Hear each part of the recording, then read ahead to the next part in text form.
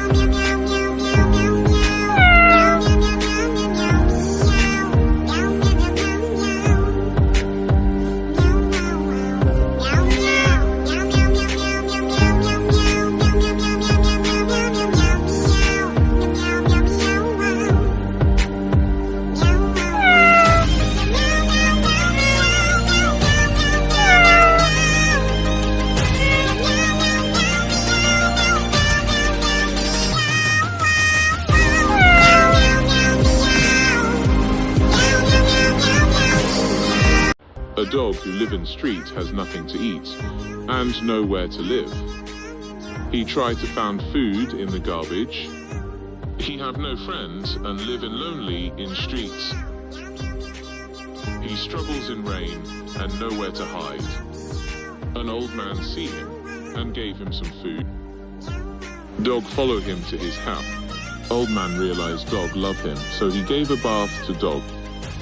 They become best friends, and they started to live together. Like, if you love God,